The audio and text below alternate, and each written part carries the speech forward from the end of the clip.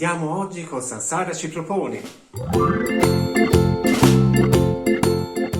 Nel passato video Sara ci ha proposto un abbinamento, il parmigiano reggiano con un vino rosso.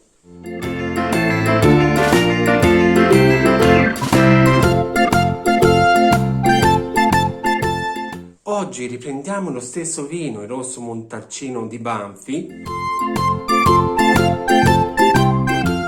e vediamo quali altri abbinamenti possiamo fare. Il rosso di Montalcino, a differenza del Brunello di Montalcino, è un vino destinato all'invecchiamento, mentre questo è un vino giovane da essere bevuto subito e si abbina a piatti di media struttura.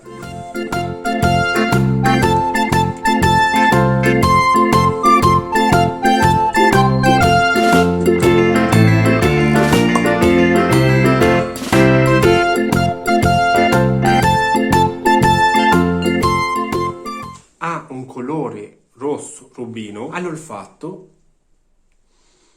si riconoscono i profumi di frutti freschi. All'analisi gustativa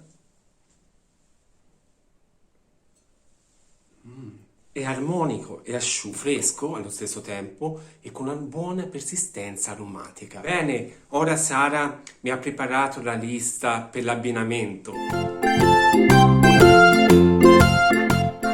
Chiaramente è un vino che si sposa con i piatti tipici toscani, si abbina perfettamente con i primi di pasta, con sugo di carne, ma anche con risotti con funghi e tartufo. Per quanto riguarda i secondi, chiaramente si abbina con piatti a base di carne. Nei prossimi video Sara farà chiaramente un abbinamento pratico, farà vedere come si cucina magari un risotto con funghi o tartufo con l'abbinamento a questo vino. Per cui ti invito a iscriverti al canale, cliccare sulla campanellina per ricevere la notifica dei prossimi video. E come si dice in Italia? Ciao ciao!